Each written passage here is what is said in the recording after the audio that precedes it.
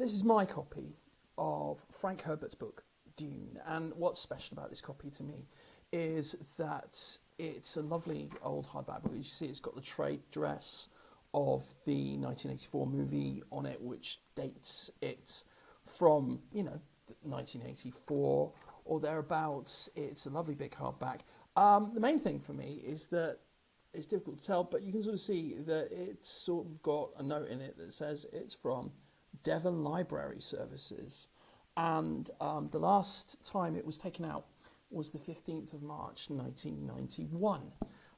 This was a week before the library burnt down. It was arson, burnt it down because Plymouth. And I had it out along with a copy of a short story collection by Frank Herbert. And yeah, obviously I never got to take it back. I'm sure probably that you could take a book like that back after the library went down to another library in Devon Library Services, but I'm a bad person and never did. And so I've had it nearly 31 years now. I don't know what the fine's going to be like. Anyway, which is to say that I've been reading Frank Herbert's Dune books since I was 15 years old. And one of the things that I really want to get across is, on the one hand, how much love I have for the Dune novels generally, but also, on the other hand, how wildly ambivalent I am about them.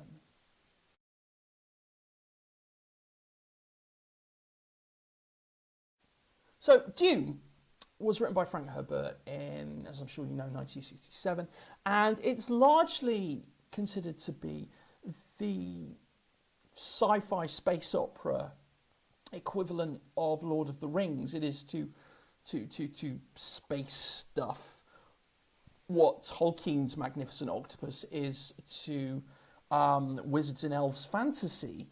And as a result, it's been filmed or tried to be filmed several times. And I want to talk about that today. But first, I think I need to talk about Frank Herbert's novels. So the first book, Dune, has a kind of young adult fantasy kind of trajectory. You have Paul Atreides, who is the 15-year-old son of a great noble house in the Galactic Imperium, which is a sort of fairly complex set of interlocking structures that work together to create a society. And one of the good things about Frank Herbert's novel is that his society generally gives each of these different factors in the society some sort of rationale. They're there because of the way they communicate with other parts of the society. So you have the empire, the imperial house. The Emperor Shaddam IV rules the Imperium. He rules over a group of great houses who are in a kind of confederation called the Landsraad. And these great houses generally kind of jockey for prominence among these things. They have board memberships in something called the Choam Company, which is essentially an intergalactic mercantile organisation. So they're all capitalists. They each have control over a number of houses minor, so smaller houses. You have an organisation called the Spacing Guild, which is essentially a largely capitalist organisation which runs space travel and which controls space travel. And because it controls space travel, it controls the infrastructure of the universe and is therefore vastly powerful and can pretty much tell the Emperor what to do. You have the Bene Gesserit, who are essentially horny space nuns, who are involved, on the one hand, in teaching and supporting things, and on the other hand, they teach and support people, but on the other hand, they are engaged in a centuries-long breeding scheme in which they get members of the great houses to marry each other so that they might work out, through the practice of directed eugenics, how to create an intergalactic super being, the greatest example of the human race. And you can sort of see how people have been bred to different kind of purposes. Among the people who've been bred to different purposes are the mentats, who are a group of people who have incredible calculating and reasoning power. They're human computers, because at some point in the past there was some sort of rebellion against a mechanistic society, and computers generally became outlawed on both social and religious levels. And then, of course, you have all the common people beneath all of these different competing and interlocking organisations. It's quite powerful. Paul Atreides is the son of the Atreides Great House. And at the beginning of the book, we discover that the Atreides are going to take over control of the planet Arrakis, or Dune, which is a desert world, and it is the one source in the universe of the spice melange, which is, on the one hand, an awesome hallucinogenic drug, which allows you to live for hundreds of years longer than you would otherwise live, and enables you to perform the operations necessary to pilot a spaceship. On the other hand, it's essentially a metaphor for the resource that allows our entire infrastructure to run. So you might as well call it intergalactic crude oil, and the fact that it happens on a desert planet, and a desert planet which itself has a society of space Arabs called the Fremen, suggests very clearly a kind of metaphor for the Middle East.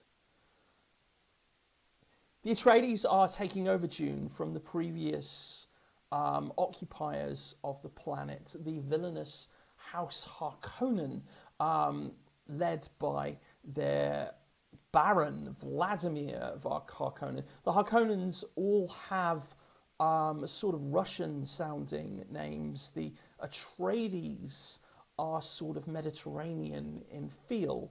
Neither of these great houses is altogether good. People like the Atreides, and the Atreides are generally put against the Harkonnens as good. But if you look at the Atreides, and as it goes on and towards the end of the novel, this becomes more clear, the Atreides are what fascists want to look like and what fascists think they look like, while the Harkonnens are what fascists actually look like.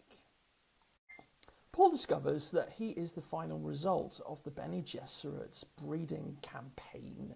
He is, or is intended to be, the Kwisatz Haderach, the intergalactic super being who can see into the place that the space nuns, who are all women, can't. His mother, however, kind of preempted the breeding campaign. She was supposed to give a daughter to Paul's father, Duke Leto Atreides, but didn't. Instead had a son in order to please her husband, who she loved. The result of this is that Paul is one generation too soon to be the Kwisatz Haderach. Now, this is important because what happens is that before Paul can come into his own, it turns out that the entirety of the move to Arrakis of the Atreides family is in fact a plot between the Emperor himself and House Harkonnen, who have been engaged in a vendetta with the Atreides for centuries after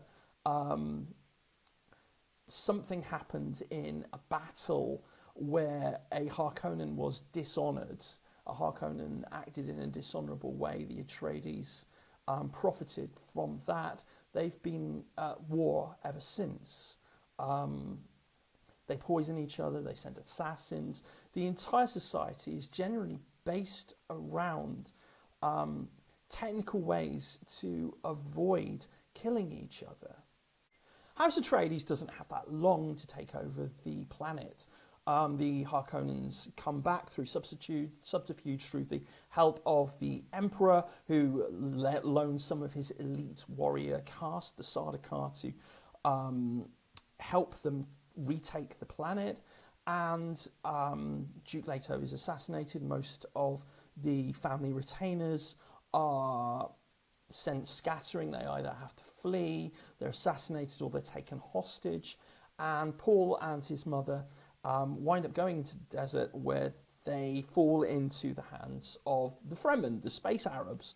The space Arabs are originally going to kill them, but in fact what happens is that thanks to ideas which have been sown among them by Bene Gesserit missionaries over centuries beforehand, the Fremen get it into their heads that Paul is the Lisan al-Gaib, the voice from the outer worlds, and he's going to be their prophet. Paul takes on the name Muad'Dib, which means the mouse, and he becomes essentially a guerrilla leader as the Fremen begin to engage in a series of insurgencies. Not to go on too long, but essentially this escalates and escalates and escalates until eventually the Emperor has to take things into his own hands and take things back off House Harkonnen, and Paul and Jessica are there with the Fremen to seize control of the Empire. Throughout the book, these prophecies have suggested that what's going to happen is that the Lisan al-Gaib, the Kwisatz Haderach, will turn Dune into a paradise. He will cause it to rain on a planet that never rains. He will make things better. At the end of the book, however, what Paul does is go, no, I'm not really the Kwisatz Haderach. I'm going to take over, can't make the planet into a paradise and make it rain because we need it for its natural resource that runs the intergalactic infrastructure. So how about we all go on a campaign of interstellar genocide instead and have a jihad, at which point all the Fremen go, hurrah! And they all go off on a campaign of interstellar genocide. This is an important point. The entire book is setting up Paul to be the intergalactic Superman. He has superhuman abilities. He's been trained as one of the human computers, one of the Mentats. He has his mother's a Bene Gesserit, and she's taught him some of the Bene Gesserit ways, including the voice, which is an odd way of talking, which by manipulating people through the tone of your voice makes them do whatever you tell them to do. He has also a limited sense of being able to see the future. Some of his visions don't come to pass, some of them do, but he can see what's going to happen, and more, the further along he gets, he realises that actually he's going to be a tyrant. He's going to be the worst person ever, and he can't stop himself. Now, all of this is framed quite beautifully at the start of every chapter by a little paragraph of what is essentially in-world propaganda, written after the narrative, evidently, by, and most of it is written supposedly by the Princess Irulan. And we don't get to see who the Princess Irulan is until the very last chapter. It turns out she's the Emperor's daughter, and Paul has to marry her, even though he's actually in love and in fact has already had kids with a Fremen girl called Chani. And the joke is at the end of the book that they see the princess there. It's like, well, you're going to have to marry her.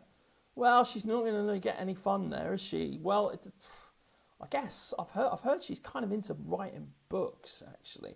And that's the joke at the end of the book. But throughout the book, you have these little snatches of propaganda writing by the Princess Irulan, and right from the very beginning. And they're sort of really interesting in his own right. So the very first paragraph of the book is actually sort of an epigram at the start of the first chapter. A beginning is the time for taking the most delicate care that the balances are correct. This every sister of the Bene Gesserit knows. To begin your study of the life of Muad'Dib, then, take care that you first place him in his time. Born in the 57th year of the Padishah Emperor Shaddam IV, and take the most special care that you locate Muad'Dib in his place, the planet Arrakis. Do not be deceived by the fact that he was born on Caladan and lived his first 15 years there. Arrakis, the planet known as Dune, is forever his place, from the Manual of Muad'Dib by the Princess Irulan. In the week before their departure to Arrakis, when all the final scurrying had reached a nearly unbearable frenzy, an old crone came to visit the mother of the boy Paul. So then the narrative starts. And every chapter begins like that. And it's the best thing about the book. The book comments on itself. The book constantly frames what's pretty much a boy's own adventure. Because you've got a teenage boy who discovers he's a prophet. He has... his family is either killed or driven away. He has to go and make his way alone. And I mean, that is young adult fantasy as it currently is. And he essentially is framed by the fact that there's this interstellar dictator, Muad'Dib, who is the boy Paul. And that's the other thing as well. The book could go in its propaganda. Who's Muad'Dib? Why are we going on? But it doesn't. It basically goes, here's Muad'Dib, here he's called Paul. And there's no mystery in the book whatsoever. For instance, the traitor to the Atreides family, everybody is basically manipulated to think it's Lady Jessica, but in fact, Paul's mother, but in fact it's the doctor, Dr. Yui, who is a doctor of a specific school who have all been brainwashed not to take human life. But he's had his conditioning broken by the Harkonnens, although no one knows this. But do they make any mystery about who the traitor is? No, they do not. From the very first moment Dr. Yui appears, the propaganda bits and the Harkonnens themselves in their internal conversations basically just go, yeah, we got Dr. Yui to betray the Atreides and we're convincing everybody that it's Lady Jessica. So it's kind of weird in the way it expresses tension. There's a lot wrong with the book. The book is not very good at presenting characters who are women. Female characters do not get very well presented. The Baron Harkonnen is presented with a lot of the indicators of villainy. He is grossly fat. So fat he's got to wear these little anti-gravity pods around him, suspensors which basically make him weightless, so he floats around like a big evil balloon. He's ginger as well. So he's fat, he's ginger, he's gay. And because he's gay, he's a paedophile in Frank Herbert's thing. And not just a paedophile who might be into incest. So it's a book where essentially it gives all the worst stereotypes of gays, fat people, and gingers. Now, Herbert himself was apparently a naval man, and so the way in which he presents soldiers, the scenes, for instance, where you see the military leader of the Atreides family, Gurney Halleck, and the other guy, Duncan Idaho, also another Atreides soldier, you see these guys, and when you see them in action and how they relate to their friends and comrades, these are some of the best scenes in the book and some of the best written scenes in the book. On the other hand, you have other bits that are not so well written, and one of Herbert's big issues is that he indulges in what I like to call the Dan Brown effect. That is the trope where you have a character who's supposed to be really clever, and in order to show the reader that this character is really clever, what they do is they show the thought processes of the character as they work something out. Except the writer isn't as clever as the character. So the character is working out something in a painful, systematic way that an 8-year-old would have no trouble doing. And that's kind of really, really frustrating. So on the one hand, if you're not kind of wise to this trick, you feel clever as a reader as you do it.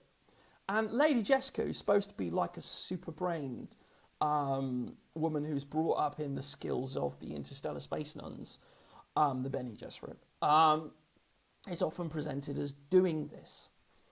Herbert gives an awful lot of internal monologue. One of the things about Herbert's future society is that no one says what they mean. Everything that's said has several layers of meaning.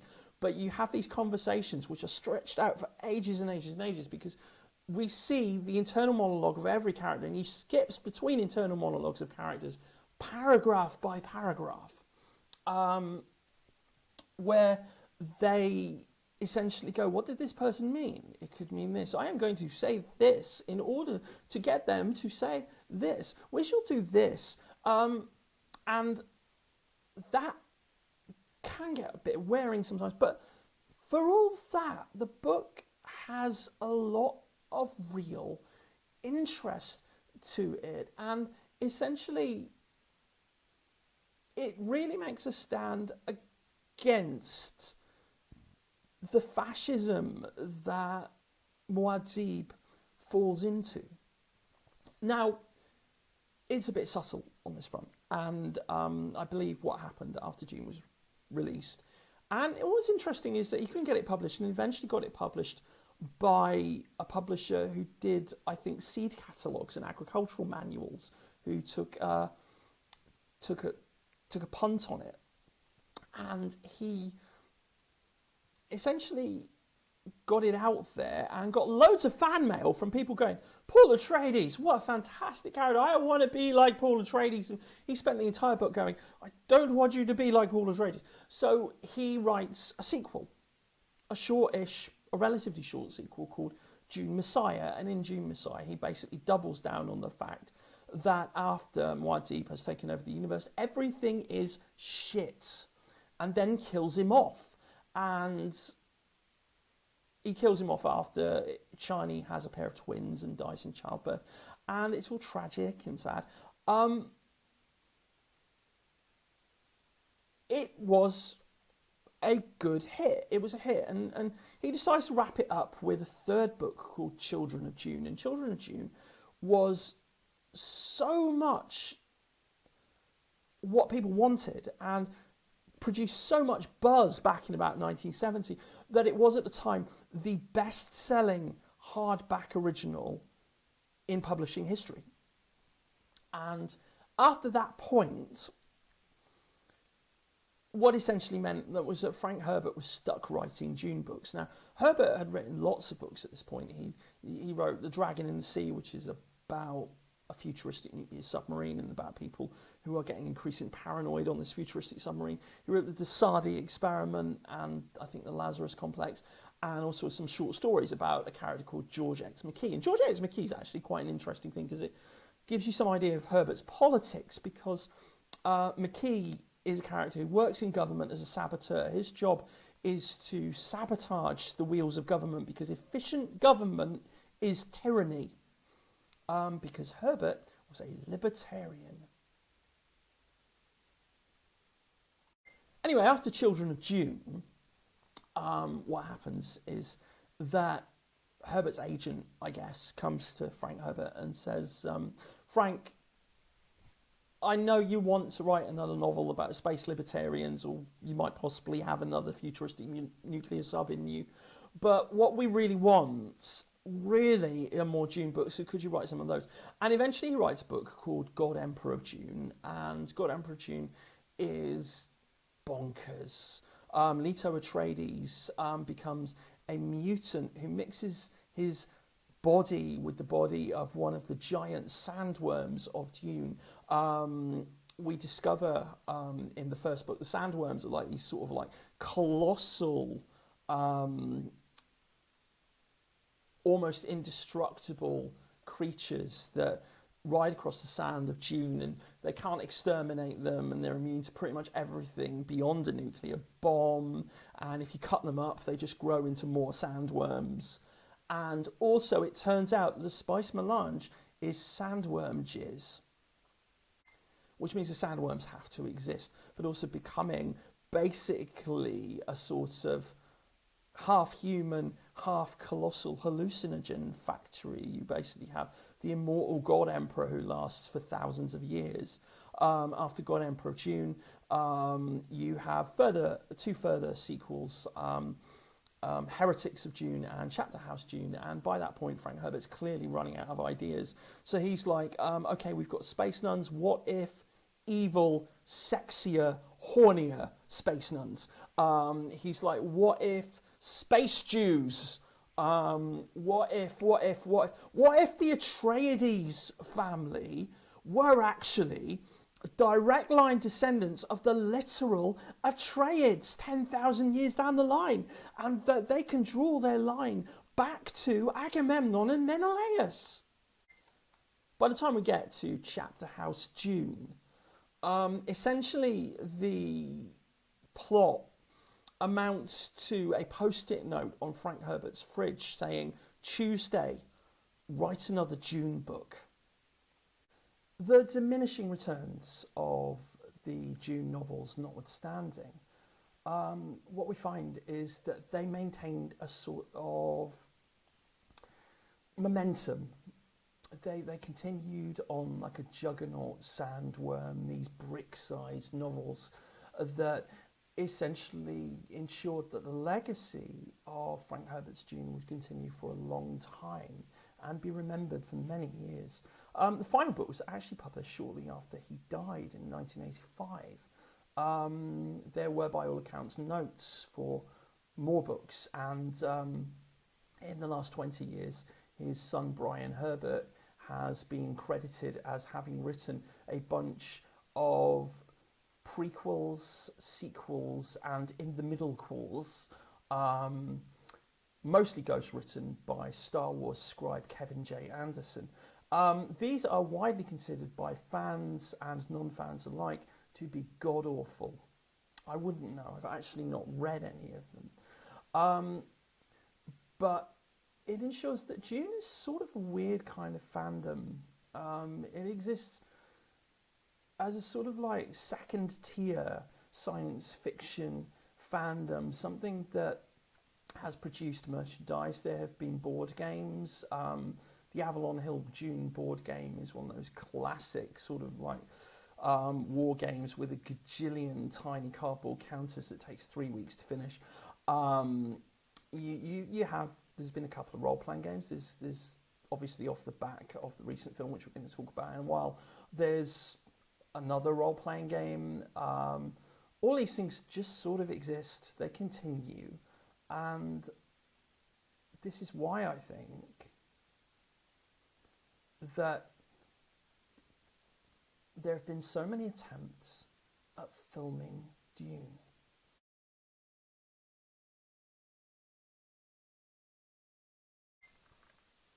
In 1975, the Chilean movie director Alejandro Jodorowsky made an attempt to film Dune. There's a documentary about it called Jodorowsky's Dune. It's legendary as one of the greatest films ever made. In fact, recently there was a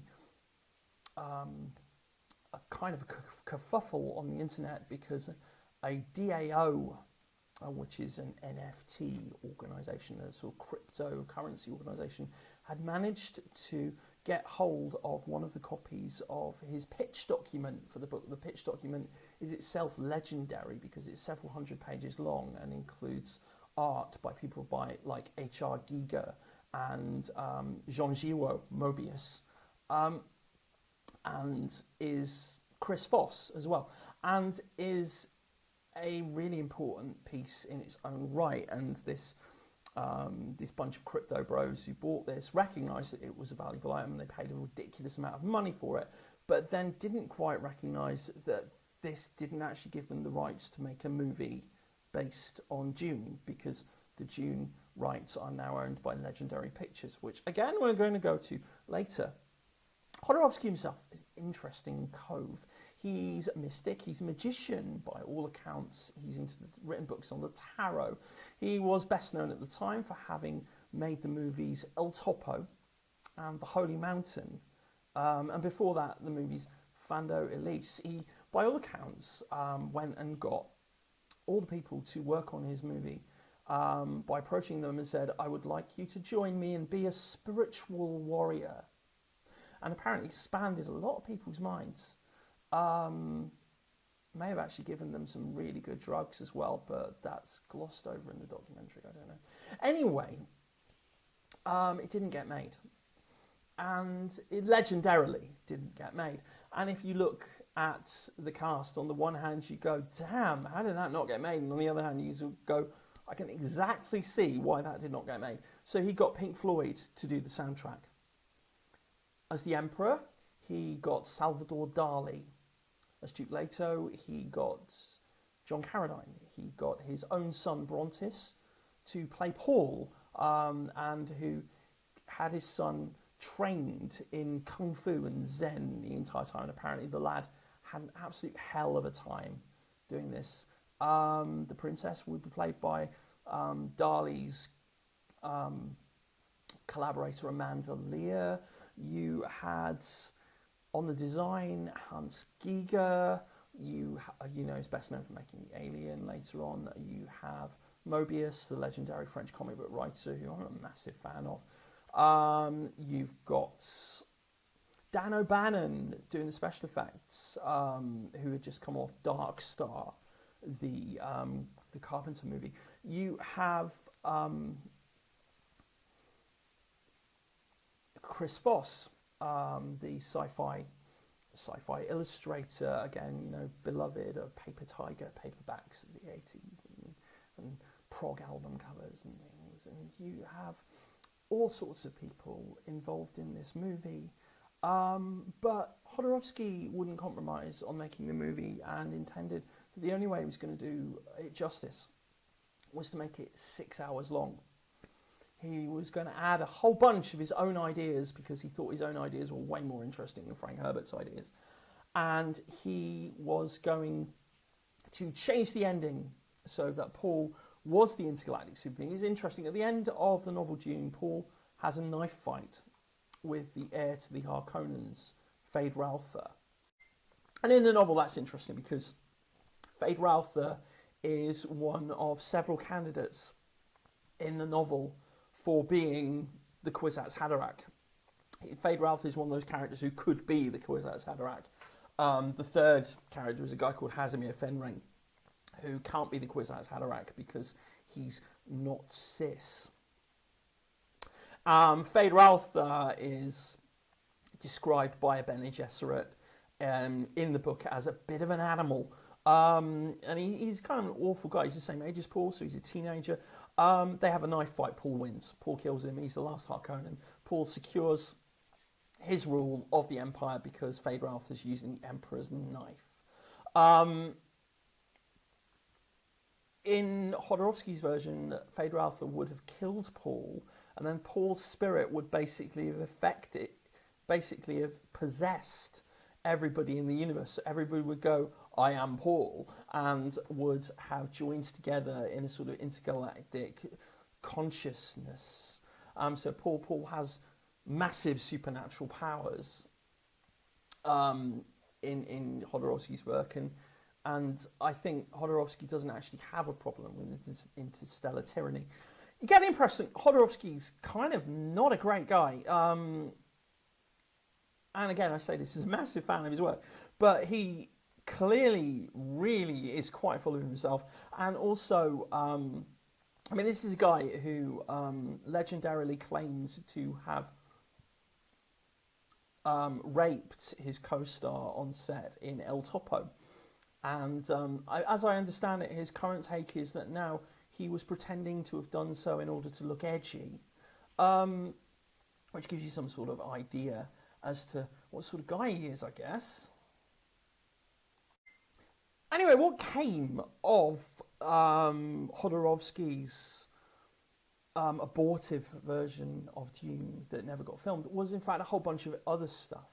So when Ridley Scott was looking for people to help him design Alien, he got Dan O'Bannon on board to do special effects, and Dan O'Bannon immediately contacted Mobius, who designed all the space spacesuits and things in Alien. He got Hans Giger, who famously designed the Alien, you know. So that happened. Once again, Mobius and O'Bannon worked together on Blade Runner later on. And they worked on Blade Runner after Mobius and O'Bannon had written a comic strip together while living together in Jodorowsky's weird Parisian commune while they're working on Dune, which was called The Long Tomorrow, which is a very interesting little comic book because it's a sort of weird cyberpunk before cyberpunk parody of hard-boiled fiction. So again, you could argue that actually some of the collaborations that Jodorowsky's Dune created essentially influenced cyberpunk, because The Long Tomorrow essentially almost comes across as a sort of almost comedic dry run for works of people like William Gibson and Bruce Sterling when the new wave hit in the early 80s. Jodorowsky himself would eventually start writing comic books, and his comic books are quite spectacular. The most famous one that he did is called The Ankal, which he did with Mobius, and is a spectacular piece of work, hugely influenced by his ideas in Dune. The empire in his sci-fi universe is weird, but is also deeply influenced by Dune. The symbols worn on the uniforms of the villainous techno priests are the symbols who were on all the designs of the Sardaukar in his version of Dune. You have a group, you have a religious organisation, you have a bunch of great houses, you have a mercantile organisation. They're all there. There's a lot more satire in the Ankal. It's got a lot of comedy in it. Somewhat less comedy appears in the other important spin-off, which is set in the same universe, features some of the same characters as the Ankal. It's called the Meta Barons. The Meta Baron is the ultimate warrior of the universe, and the fundamental gag of the Meta Baron is that he can destroy an interstellar space armada in 8 seconds flat, but he can't sort out his relationship shit. So there are bits from Jodorowsky's treatment of Dune, like in his version of Dune, Duke Leto had apparently been castrated in an accident. Jessica, who's a member of the Bene Gesserit, comes to him and impregnates herself by using her psychic powers and a drop of his blood. This happens in the Meta Barons. The first Meta Baron, Othon von Salza, he gets shot in the bits where you don't want to get shot. He can't have children anymore. He's got a bionic groin, which he uses to fly his spaceship. They fly their spaceships with their cocks. His son Agnar is created through the impregnation of his wife, the priestess Honorata, by a drop of blood in her womb.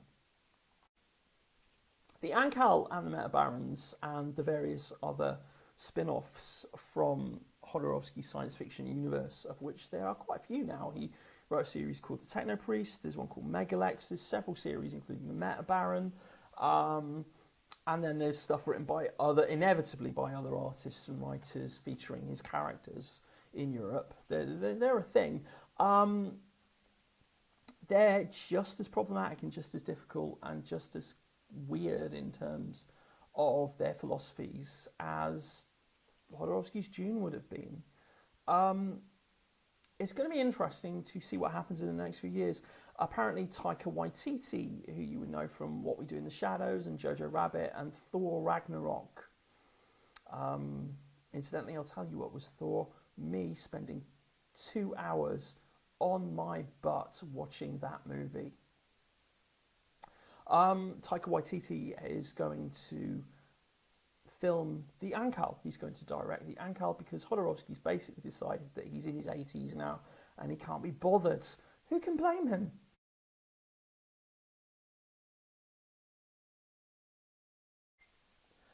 I think until recently, the best-known version of Dune, though, was probably David Lynch's 1984 movie.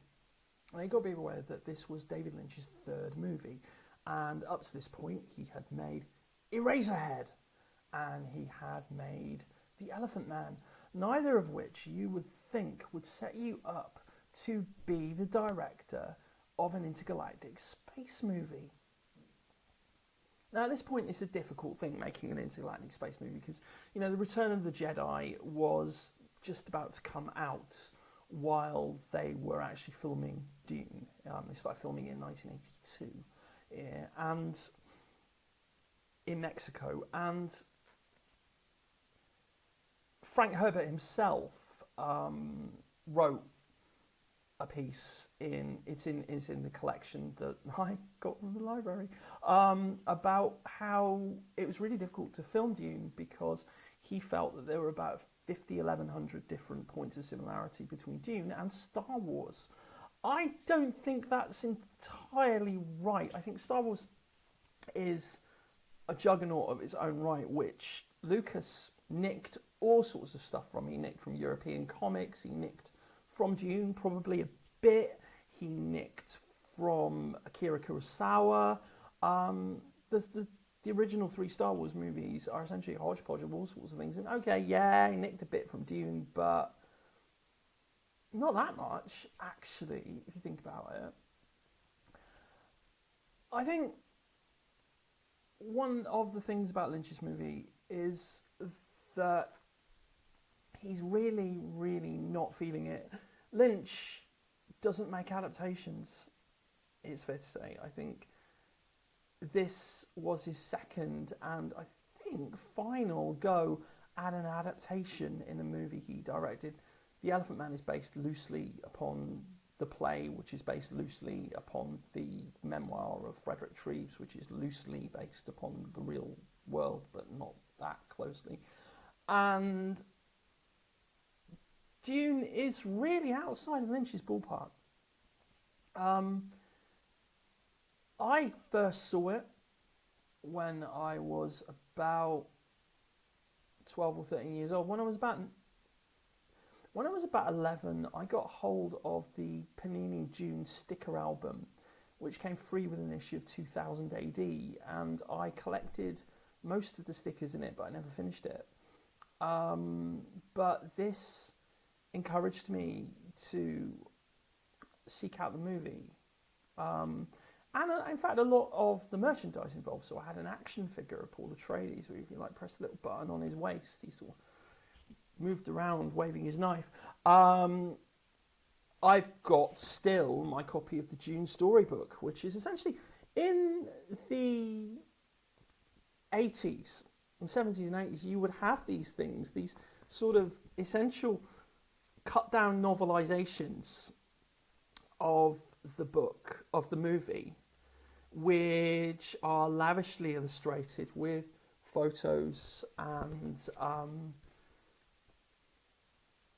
in fact some photos you don't even get in the film, because this piece of merchandise, like this one, this piece of merchandise was in fact in production before the film was released, and so the final cut of the film doesn't actually reflect what's in the Dune storybook. And, you know, obviously before it was really easy to get video copies of movies or streaming or any of that, sometimes if you missed a movie, that was your best bet at seeing what the movie was like until it came on the telly.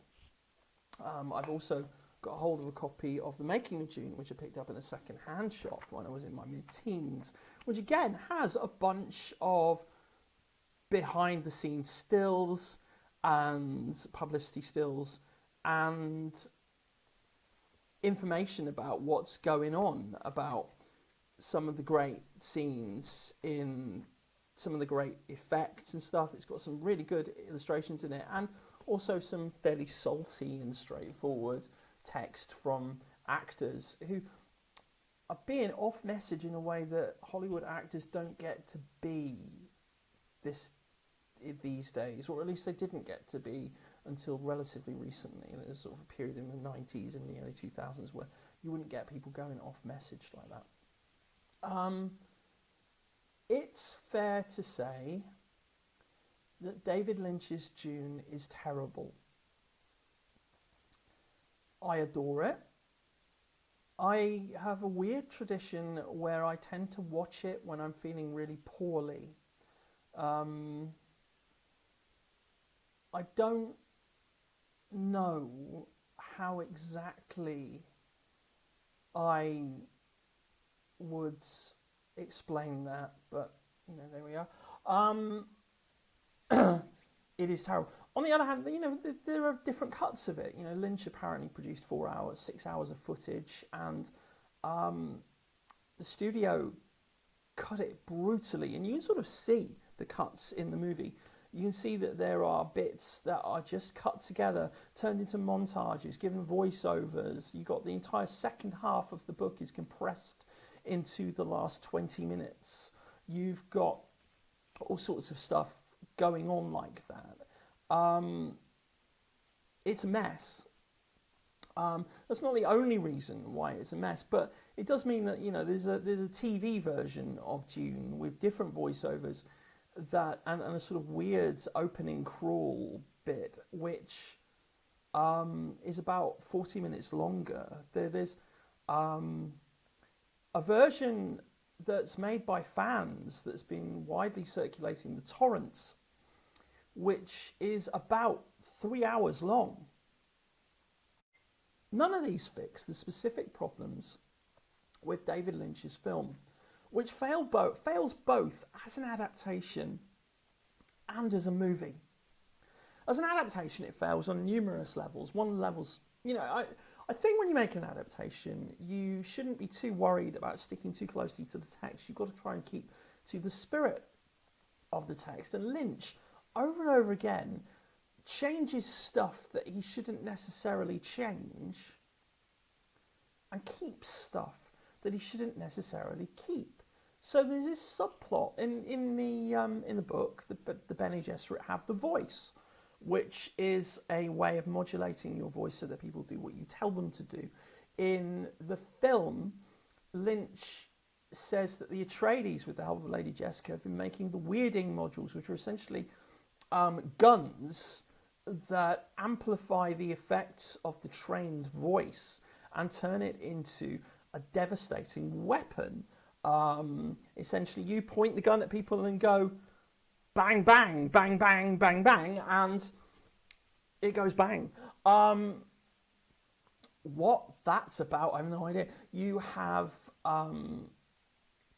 scenes that are stuff. So in the book, Thufir Hawat gets kidnapped by the Harkonnens and is convinced that Lady Jessica was the traitor all along, and ends up working for the Harkonnens because they're Mentat. He's a Mentat. Their Mentat, Piper de Vries, got killed when they botched the death of Duke Leto, and he's given poison, which he has to keep. He's given a slow-acting poison in his body, and he has to keep eating an antidote in order to survive. In David Lynch's film, there's this scene where Fade and the Baron, and Fade is played by Sting, who wears a pair of amazing, at one point, space underpants. They go to Thufir, who's played by Freddie Jones, and say, here is a genetically modified bald cat in a cage. In order to keep living, you have to milk this cat. In order to demonstrate that the Baron is an evil, ginger, fat, gay guy, they have him rape and murder a slave on screen. The Space Nuns, the Bene Gesserit, are all kind of presented as having shaved heads on top of their nuns' habits, which is an interesting kind of visual choice. It's interesting that he keeps the fact, because the Reverend Mother Mahayam, who's the main Reverend Mother in the book Dune, the one who tests Paul, is described in the book as being like a witchy old woman with grey hair, and she's in the film Dune, she's played by the frankly foxy Sian Phillips with an entirely bald head. You have a whole bunch of stuff. On the other hand, the stuff where it cleaves solidly, it takes entire scads of dialogue from the book and makes sure to insert them even in places where they don't fit. And this is problematic, you can see particularly at the end of the book, because at the end of the book, what Paul does is that when he says, no, I'm not going to turn Dune into a paradise, we're going to go on a jihad instead, he says, God made Dune. We Fremen have a saying, God made Dune to train the faithful, one cannot go against the word of God. So he basically makes it a religious and political moment. It's a great piece of writing, actually. And in the film, Paul says, God made Dune to train the faithful, one cannot go against the word of God, and then makes it rain. And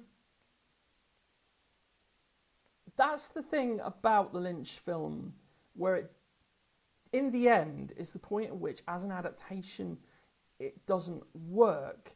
And that's the point where, essentially, the final act has the exact opposite moral to its source material without even meaning to. And I mean, that's how it fails as an adaptation in the end. As an adaptation, you have to know what to change and know what not to change. Lynch's Dune gets everything wrong. But even as a film, it doesn't work. You have scenes where characters just stand next to each other statically and exchange stilted space dialogue. You have scenes where, and again, this isn't so much Lynch's fault, where the entire rhythm of the movie is wrecked because they've run out of time and they just like brutally cut together bits. So things like the birth of Alia Atreides and her growing up to be a baby, to be sort of like a superhuman toddler. You've got bits where that's all sort of like elided by voiceover. The bits which are interesting, which suggest to you that there is a better film trying to get out, though, make the film really worth seeing. So the design of the film, the design is lush, it's perfect. The costumes, designed by Bob Ringwood, who's best known for making the amazing night costumes from Excalibur, are fantastic. Everything looks lush. The sandworms look like dicks. You just can't stop that, really. But you have effects which are really quite spectacular. You have a cast which is marvellous. Jürgen Prochnow as Duke Leto has a scene where he describes how in everybody something sleeps until we find new experiences and new times, and the sleeper must awaken. You have Francesca Annis as Lady Jessica. You have Carl McLachlan as Paul Atreides, who, while he doesn't quite sell the idea of a 15-year-old boy, is actually nonetheless possessed of that otherworldly charisma that Paul Atreides probably really needed. You have minor characters. Well, Brad Dourif as Peter de Vries. There's a wonderful moment where he talks about his plan, and the Baron says, "My plan!" And he goes, "The plan," which never fails to crack me up. Freddie Jones as Thufir Hawat. Patrick Stewart as Gurney Halleck. The scene where Patrick Stewart rushes into battle holding a pug under one arm is unforgettable. Sian Phillips as the foxy Reverend Mother, as I mentioned before. A lot of people who would eventually or who already were Lynch regulars. Jack Nance, who played the main character in Eraserhead and who would go on to find Laura Palmer wrapped in plastic, plays Yakin Nefuz, the Harkonnen henchman. You have Sting as Fade Raltha, which is a weird choice, let me tell you. Kevin McMillan as the Baron is just a little bit shrill, a little bit. It's not really so great. Sean Young, her other big role in movies of the 80s before disappearing from the scene. She's best known for being Rachel in Blade Runner, which at the time also did not do very well, and has only been after the fact thought of as a classic. As I understand it, Sean Young blotted a copybook with a lot of directors and actors. I get the distinct impression this is from the simple expedient of being a woman actor who made demands about being treated okay. But, you know, Hollywood, innit? And it's interesting that although Dune was clearly a miserable experience for David Lynch, so many of the actors appeared in David Lynch movies. Dean Stockwell as Dr. Yui, Brad Dourif, they turn up in Blue Velvet. You know, you've got Brad Dourif turns up in more than that, I think, in Lynch movies. Carl McLachlan becomes, of course, Agent Cooper in Twin Peaks. Jack Nance, Freddie Jones.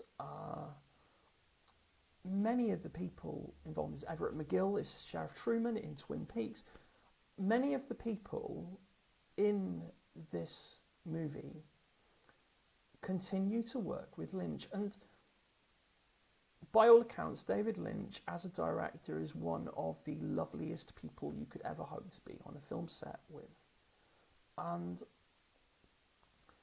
that's kind of important because you often find that movies like this end careers, but David Lynch's Dune actually kick-started a bunch of careers.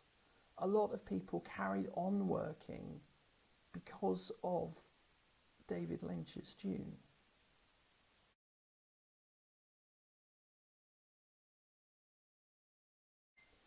In the year 2000, the Sci-Fi Channel produced the first of two mini-series that would eventually adapt the first three Dune novels, sensibly leaving the fourth, fifth and sixth Dune novels not to be adapted. These were directed by John Harrison, and they were made in conjunction with a Czech film company, meaning that about half of the major roles in the series are played by Czech actors, which is the odd effect of having many of the major actors deliver their lines in an accent that I think many people who watch sci-fi in the West are not used to hearing. Does that sound like space language? I don't know, but it only kind of highlights the weird casting choices on the English language side. William Hurt plays Duke Leto, and he plays him pretty straightforwardly for what he is. Just Saskia Reeves is Lady Jessica. Paul is played by a guy called Alec Newman, who I don't think I've seen in much else. Again, he can't sell being an otherworldly 15-year-old. He's just too old and too ordinary to be otherworldly as such. Some of the Czech actors do somewhat better, but are often hampered by the fact that they don't speak English as a first language. And and you got the guy who plays Hatchet Harry from Lock, Stock and Two Smoking Barrels as Gurney Halleck, which is one of the most bizarre pieces of miscasting I've ever seen. Better served in the TV version of Dune is the character of Princess Irulan. Now, in Lynch's Dune, you have Virginia Madsen, who essentially appears at the start of the film in a sort of weird, extreme close-up and explains the plot to you, and then is used as the film goes on to produce little voiceovers which elide over the brutal cuts the film experienced. In Harrison's TV version of Dune, the Princess Irulan commentates on the action in a much more interesting way. She's given a fairly big role, which is marvellous given how her character ends up and how you see her left in the dark alone at the end, knowing she's got to marry Paul Atreides, but at the same time, there she's played by Julie Cox, who I think has mostly worked in things like Big Finish audios in the last 20 years. And Julie Cox's Princess Irulan spends much of the film wandering around the periphery of the plot, investigating what's actually been going on in secret, who this Muad'Dib is, what really happens to the Atreides family that her father, the Emperor, is so keen to cover up. And I think this is just like a really, really wonderful point of adaptation. There are many things to commend the Sci-Fi Channel Dune. For one thing, it is easily has flat out horny as Frank Herbert's books. Lynch's Dune was kinky, let's be honest. Harrison's Dune is, on the other hand, horny in a much more vanilla Frank Herbert kind of way. One of the parts of the princess subplot is that she seduces Fade Raltha to find out the Harkonnen plan. But because she's the princess and obviously she's not been married, has to be married yet, and she has to remain virgin, she has a sexy slave girl called Farah, who is also costumed as entirely devoid of hair. And Farah basically, literally jumps into bed while the princess slips out once they've done with the pillow talk. Which is kind of on theme for Herbert's book, but also, what the hell? You have scenes, because the Sci-Fi Channel version is 4.5 hours long, there are scenes that it has the time to go over properly. So, for example, it includes Paul and Chani's first son is born but killed in a Harkonnen raid. That's included. You have Count Fenring is there, the other Kwisatz Haderach guy, the Emperor's best friend. You have a scene involving a dinner party where a bunch of people are jockeying to talk about politics. You have Dr. Kynes, the Imperial Planetologist. In the Lynch film, he's played by Max von Sydow. In the Sci-Fi Channel version, he's played by one of the Czech actors, and he is left to die in the desert. And the scene where he dies in the desert is actually weirdly pivotal, even though it's got nothing to do with the rest of the book in Herbert's novel. In the film, likewise, they give him the dignity of being allowed to die in the desert and to have some sort of idea of what's going on. Once you get to the sequels as well, the book, the Sci-Fi Channel version does actually get the subtext of the book right. It does actually talk about the tyranny that Muad'Dib brings. Muad'Dib's second son, who's called Leto, as was his first son who died. But Leto is played by a young James McAvoy, and again you have an actor who is a little bit too old to be playing a teenage boy. It's not at all a bad adaptation. A lot of the design of it is designed specifically to hark back to classic space opera. So you have Duke Leto, rather than the sort of militaristic uniforms of Lynch's Dune, and which we will see in the Villeneuve film most recently. You have Duke Leto wearing this sort of smock that looks like something from a Flash Gordon serial of the 1930s. You have characters wearing unbelievably lavish space hats. Space hats. Space hats.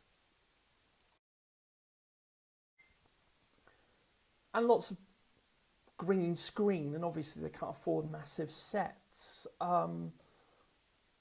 They lean into the green screen thing. It has an energy to it. And it has Ian McNeice as the Baron. And Ian McNeice makes some weird choices as well for some reason. Many of his lines rhyme. I don't know why he does that, but it's just incredibly entertaining to watch Ian McNeice totally ham it up as the Baron. He's so much fun to watch. He's my favourite Baron. It is interesting actually. It's just like Sian Phillips is easily my favourite Reverend Mother. Ian McNeice is my favourite Baron by a mile. The Sci-Fi Channel Dune gets Frank Herbert's book. It understands Frank Herbert's book. It's well written, much better written than it has any business being. But it does look cheap. It looks silly. It's not trying to be an important piece of prestige television, or worse, it is trying to be a piece of prestige television, but it just can't afford to. And the casting is sometimes baffling. There are a lot of very flat performances, partly from actors who, through no fault of their own, are forced to act in a language that is not their first language. But partly through an oddly flat level of direction, which doesn't quite transcend what it's limited by.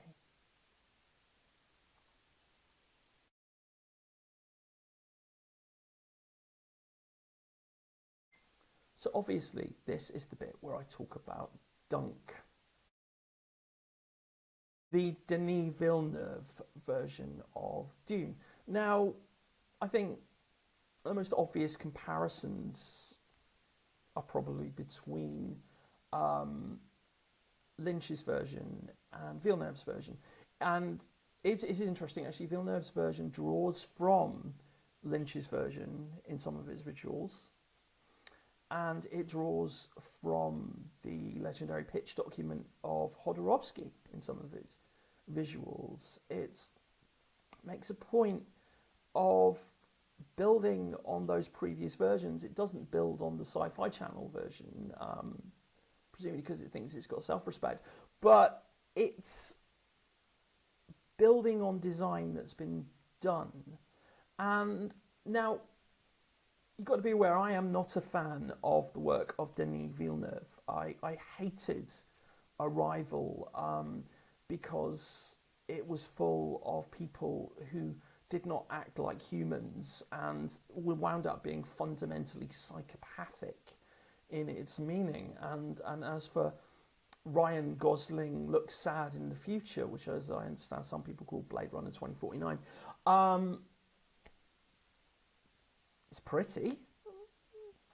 But you see, Villeneuve is nonetheless someone who will make a tasteful, big-ticket movie. Now, Villeneuve, and this isn't the whole of Dune, what Villeneuve has done last year. It's Dune Part 1, or which suggests, I guess, when the next part eventually comes out in a couple of years, that's going to be July. But it takes the first half of the novel. It gives it the space. It's about 2.5 hours long, maybe not quite. It respects the novel. There are a lot of Easter eggs for the novel. So you get to see the Mouse Muad'Dib before Paul gets his name, which is presumably he's going to get at the start of the second movie. You get to see the head of the bull that killed the old Duke, Duke Leto's father, which is referenced in the novel. And it's there on the screen. You see it, the camera lingers on it. No comment is made, and that's basically there for people to go, yeah, I've seen the book. Villeneuve's Dune has an amazing big-ticket cast. Oh my goodness, the cast. Josh Brolin as Gurney Halleck. Oscar Isaac as Duke Leto. Jessica Ferguson as Lady Jessica, who spends the entire film whispering, so you can't make out what she's saying. Charlotte Rampling as the Reverend Mother. I said Sian Phillips was my favourite Reverend Mother, and she is my favourite Reverend Mother, but that's basically because she's a bit hot. On the other hand, Charlotte Rampling's Reverend Mother looks like the one that the book describes. You've got Jason Momoa as Duncan Idaho. Now, the books, Duncan Idaho is an interesting character because in the first Dune novel, Duncan Idaho dies at the end of the first half while trying to rescue Paul, a scene which is adapted and included in its import in Villeneuve's Dune. In Dune Messiah, he's cloned and resurrected as a clone, and then in every subsequent Dune book, Duncan Idaho reappears, and he's the only character who's in all 6 Dune novels, which is kind of weird and interesting. And Duncan Idaho is supposed to be the universe's hottest man. So of course he's Jason Momoa, because you would, wouldn't you? Instead of the princess doing the voiceover narration at the start, the princess is entirely absent, and I'm not sure how I feel about that. But they give the voiceover narration at the start to Chani herself, which I think I didn't like to begin with, but actually in retrospect, I think that was probably a good choice. I think, you know, if you're going to have a woman character comment on the action, do you make it a princess or do you make it one of the oppressed people? And Chani's played by Zendaya. Javier Bardem plays Stilgar. And Dave Bautista is Raban, who's the governor of the planet. Fade is not in this version of Dune up to this point. I wonder why not. I wonder how they're going to do that. Will Paul eventually face off against Raban? Where they can conflate the characters. I'm interested to see how that works out. And of course, Paul is played by Timothée Chalamet. Now, Timothée Chalamet, I think he is the actor who most expresses the character of Paul Atreides, in as much as Paul Atreides is a bit of a cold fish who winds up becoming an intergalactic dictator. You're not supposed to like Paul Atreides. And I know a lot of people don't like Timothée Chalamet as an actor. But I think he's got it. I think he's in exactly who we need to be Paul Atreides. And I think he's the best Paul Atreides in cinema versions of Dune. Without question. I think they cast him perfectly. It was a genius movement of casting. I think the only top ticket actors in big budget Hollywood movies who are in the position to play Paul Atreides are probably Timothée Chalamet and Tom Holland. And Tom Holland is apparently a fantastic Spider-Man. My daughter loves him particularly. but he's no Paul Atreides, is he? Tom Holland is down to earth and kind of fun, and you want someone who's humorless and otherworldly and a bit alien, and you sort of wonder what's going on behind that slightly sociopathic expression, and Timothée Chalamet is right there for that. The fact that Denis Villeneuve evidently can't do human emotion in film is really, really a problem in his other films, but Frank Herbert can't do human emotion either. So that's not a problem. The design of the film draws from the previous films, as I said. So Chris Foss's spaceship design, these monolithic spaceship designs that he did for the Jodorowsky version, appear in Villeneuve's version, they're almost cribbed. But in Villeneuve's version, they're all grey. The entire film is kind of beige, apart from like the flashes of colour, the blue eyes of the Fremen, and the orange of the spice. Some of the characters are given interesting twists. I like, for the first time, Dr. Yui is actually played by an Asian American actor, and in the novel, Dr. Yui, I mean, you know, the clues in the name, Yui is a clearly indicated as Asian in the novel. He's the only character apart from the Fremen, who are, if you remember, space Arabs, who is not white. The Fremen, apart from Dr. Kynes, who's gender flipped, that's kind of, I have no problem with the gender flipped actor playing the character. I mean, it's an adaptation, it doesn't matter. But the Fremen none of them are played by white actors, and that's good. But none of them are played by Middle Eastern actors either, and that's weird. Villeneuve's film gives every indication of getting the point of Herbert's novel. It's sort of putting across that Paul Atreides is not sympathetic. It's putting across that he's going to wind up killing a lot of people. All of that is good. Villeneuve has removed the homophobia. He's removed the essentialism. One of the things about Frank Herbert's novel, which Lynch basically took wholesale, not thinking about, is that the Kwisatz Haderach is essentially able to inhabit cosmic psychic spaces because he's a man, and women just don't have the stones to do that. And so all the people with the psychic training are women, so you make a man who's got the psychic training that women have, he can do things that women cannot do. And that's Herbert's thing.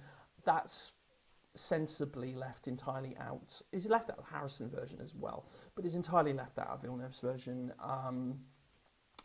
The Baron's gayness is gone. The Baron's basically sexless. The Harkonnens are all entirely bold in the Villeneuve Dune, including the women as well, which is again all three of the filmed versions of Dune that actually made it to the screen include women with no hair or eyebrows, which is a thing that isn't in Herbert's novel. I don't know what's going on there and why that is. It's a bit of an odd one. Villeneuve's version also is somewhat more successful with how it presents the giant sandworms. It presents the sandworms from the front and never from the side, so you don't see them like rising up like large genitalia from the sand like you do in the Harrison and Lynch versions. On the other hand, this means that in Villeneuve's Dune, while the sandworms don't look like penises, they do look like bumholes. So, you know, you pay as your money, you take your choice. in the end, I think that Villeneuve's Dune is probably the most competent and the most accomplished and simply the best made version of Dune. I think it is an effective transition from the book to the screen.